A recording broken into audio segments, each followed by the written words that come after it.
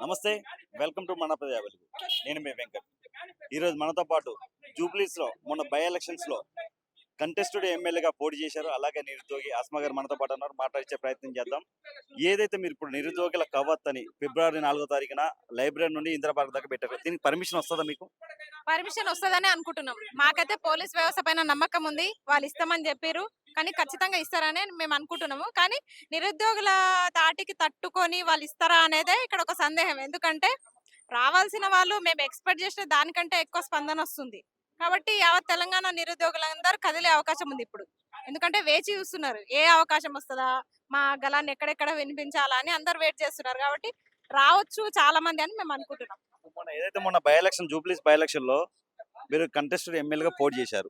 నిరుద్యోగుల తరపున. అసలు ఎందుకు పోటీ చేశారు? ఎవరైనా పోటీ చేపిచ్చారా మీ అనుకోండి? ఎవ్వరు చేయించలేదు. నాకే కడుపు మండి నేనే చేసిన. అందుకే అసలు ఏ నాయకుడి దగ్గర గూడా చేయి చాచకుండా ఉన్నంతలోనే మొత్తం నడుచుకుంటూనే ఇల్లిల్లా తిరిగి ప్రచారం చేసినా నేను. ఎలిగేషన్స్ రాకుండా ఎట్లయితాయి? ఖచ్చితంగా వస్తాయి. ఒకరు అందరూ సుద్దపూస లెక్క బయటికి స్వాతి ముత్యం లెక్క బయటికి రాలేము గదా! ఖచ్చితంగా ఎలిగేషన్స్ వస్తాయి. విమర్శలు లేని మనిషే ఉండరు. ఇప్పుడు ఏదైతే ప్రజాప్రభుత్వం అని చెప్పి అధికారంలోకి వచ్చిన కాంగ్రెస్ పార్టీకి కీలకంగా నిరుద్యోగులు ఈ ప్రభుత్వం రావడంలో చాలా కీలకంగా ఉన్నారు. మరి ఎందుకు రేవంత్ రెడ్డి మీ నిరుద్యోగులకి ఎలాంటి జాబ్ నోటిఫికేషన్ ఎందుకు ఇవ్వట్లేదు? ఇప్పుడు ఇన్ని రోజులు రేవంత్ రెడ్డికి తెలవదు. విద్యార్థి అంటే ఏందో, నిరుద్యోగి అంటే ఏందో తెలవదు. ఇప్పుడు గూడా ఆయన గూడా హార్వర్డ్ యూనివర్సిటీలో చదువుకొని వచ్చిండు గదా! ఇప్పుడు నిరుద్యోగి అంటే ఏందో తెలుస్తది. నిరుద్యోగి కష్టాలు గూడా తెలుసనే అనుకుంటున్నా నేను. కాబట్టి మీరు గూడా ఒక నిరుద్యోగిగా ఒక పట్టా అందుకొని వచ్చిర్రు గాబట్టి దయచేసి ఇప్పటికన్నా మా బాధను అర్థం చేసుకొని నోటిఫికేషన్‌లు ఇస్తారని మేము అనుకుంటున్నాం. ఎంతమంది పాల్గొనరు? నిరుద్యోగులు. ఇంగ 33,00,000 మందిలో అంతమందిలో అయితే మేము కదిలించినాం. ఎవరికి ముందడుగేసి వాళ్ళు రావాలనుకుంటే 2 కాళ్ళు నడిచి వాళ్ళొస్తారు. ఒకవేళ పర్మిషన్ రాకపోతే ఏంటి పరిస్థితి? పర్మిషన్‌లు రాకపోతే ఇప్పుడు ఒక్క వేనే ఉండదు గదా! ఈ ధర్నా అనేది ఒకటే ఉండదు. నిరుద్యోగ సమస్య తీర్చేది ఒక ధర్నా చౌక్ మాత్రమే గాదు. కాబట్టి నెక్స్ట్ మున్సిపల్ ఎలక్షన్స్ ఉన్నాయి. అక్కడ ప్రచారం జేస్తాం. గవర్నమెంట్‌కి అపోజిట్‌గా అక్కడ ప్రచారం జేస్తాం. మరి ఎలాంటి డిమాండ్స్ ఏదైతే మీరు ఇప్పుడు నిరుద్యోగ కవాత్ అని ఏదైతే ప్రోగ్రామ్ చేస్తున్నారో ఎలాంటి డిమాండ్ మీరు చేయబోతున్నారు? ఫస్ట్ ఆఫ్ ఆల్ నిరుద్యోగ భృతి. భృతి అని ఎందుకు అడుగుతున్నా అంటే, మీరు ఇన్ని సంవత్సరాలు లేట్ జేసేటోళ్ళు, కనీసం మాకు రూమ్ రెంట్‌లకైనా మీరిస్తా అన్నదే. రూమ్ రెంట్‌లకి, మేముండడానికి, తినడానికి, అసలు మా సౌకర్యాల కోసమైనా ఆలోచిస్తే బావుండే. యువ వికాసం అన్నారు. అది లేకపాయె. పోనీ ఇవన్నీ లేకపోయినా అప్పుడోకటి, ఇప్పుడోకటి నోటిఫికేషన్ ఇచ్చిర్రా అంటే, అది గూడా లేకపాయె. 2 సంవత్సరాల లోపల మీరొక్క నోటిఫికేషన్ అయినా ఇచ్చిర్రా? ఒక్క నోటిఫికేషన్ అయినా ఇచ్చినట్టు మీరు నిజంగా మీ మనసాక్షి మీద మీరు మొన్న తెచ్చుకున్న ఆక్స్‌ఫర్డ్ యూనివర్సిటీలో ఆ పట్టా మీద ఒట్టేసి చెప్పండి. మీ చదువు మీద మీరు ఒట్టేసి చెప్పండి. నేను ఇన్ని నోటిఫికేషన్‌లు ఇచ్చినా అని. ఉద్యోగాలు ఇచ్చినా అని చెప్తున్నారు తప్ప, మీరు నోటిఫికేషన్‌లు ఇచ్చినా అనే మాట మీకు రావట్లేదు. ఎందుకంటే మీరు నోటిఫికేషన్‌లు ఇవ్వలేదు గాబట్టి. మరి ఇప్పుడు మంత్రులు ఒకరు 1,00,000 ఉద్యోగాలు ఇచ్చామంటారు. వాళ్ళు 70,000 ఇచ్చామంటారు. ఒకరు 50,000 ఇచ్చామని చెప్తున్నారు మంత్రులు మరి.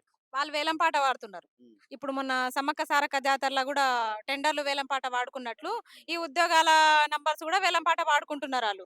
ఇదంతా మీరు ఇవన్నీ బంద్ జేసుకుంటే మంచిది. మా జీవితాలతోనే చెలగాటాలాడితే ఊరుకునే ప్రసక్తి లేదు. పోలీసులు కూడా కొంచెం హార్ష్‌గా బిహేవ్ చేస్తున్నారు నిరుద్యోగులతో.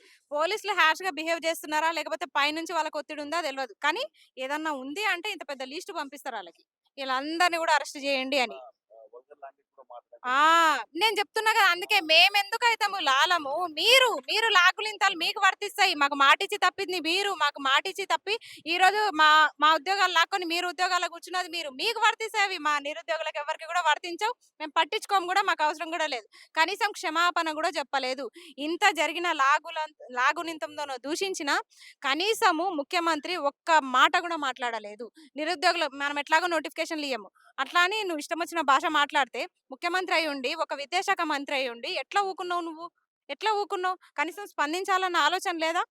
అసలు 2.5 సంవత్సరాలు అయితుంది ప్రభుత్వం అధికారంలోకి వచ్చి. కనీసం ఒక ఎడ్యుకేషన్ మినిస్టర్ లేరు తెలంగాణకి. ఏంటసలు ఇలాంటి దౌర్భాగ్యం? అదే గదా బాధ. ఎందుకంటే కనీసం ఒక విద్యాశాఖ మంత్రి ఇంతకు ముందున్నారు. హ్మ్. సవితా ఇంద్రారెడ్డి, జగదీశ్వర్ రెడ్డి వీళ్ళందరిని పోయి డైరెక్ట్ కలిసే అవకాశం ఉండే మాకు. అసలు ఇప్పుడు ఉన్న లాభం ఏందంటున్నా. విద్యాశాఖ మంత్రి మీ దగ్గర పెట్టుకొని ధర్నా చౌక్‌ని ఎత్తేస్తున్నా అంటే మాకు లాభమేంది?